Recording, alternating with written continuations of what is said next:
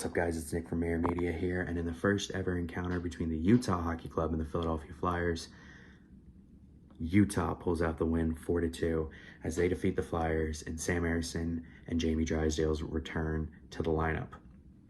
Now, Jamie Drysdale tonight looked absolutely stellar. This might have been his best game, if not definitely one of his best games in a Flyers uniform. He was up on the ice, he was creating offense, had very good movement on the blue line, he was walking it on the power play, and just, that's the kind of outing you want from a guy like Jamie Drysdale, an offensive puck-moving defenseman. His skating is his best asset. Brian Boucher and Jim Jackson were talking about that on the call, and reportedly the coaching staff took him aside after practice, showed him some tape and said, this is what we want you to do, and that's exactly what Drysdale went out and did. Now, it wasn't enough to come away with the win.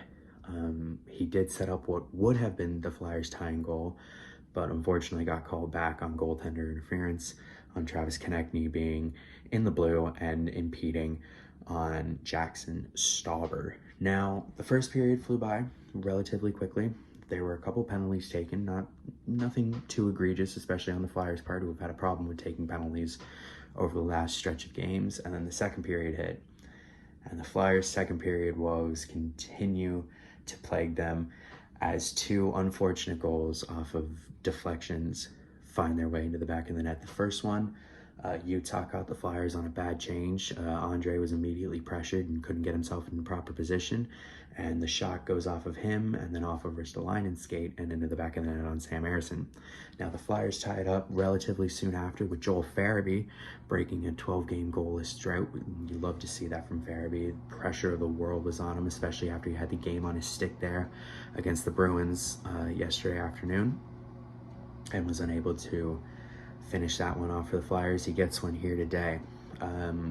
Then Utah once again goes up and scores off of another deflection. 𝐊𝐍𝐔𝐁 fires a rocket from the blue line that 𝐊𝐈𝐂𝐊𝐶 deflects in front of Sam Ersson, and then it looked like it deflected from 𝐊𝐈𝐂𝐊𝐶 off of Couturier's stick and found its way to the back of the net on Sam Ersson.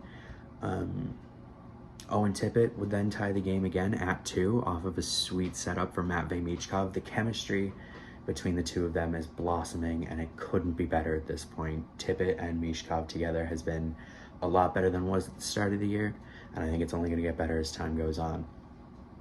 And then on a power play goal towards the end of the period, the Utah Hockey Club go up 3-2, where they maintain their lead going into the third. The Flyers searching desperately for the tying goal. Like I said, the Drysdale shot got called back on goaltender interference, and towards the end of the game, on a power play, Morgan Frost flubs the breakout for the Flyers, turns the puck over, which then leads to the game-winning goal by Utah.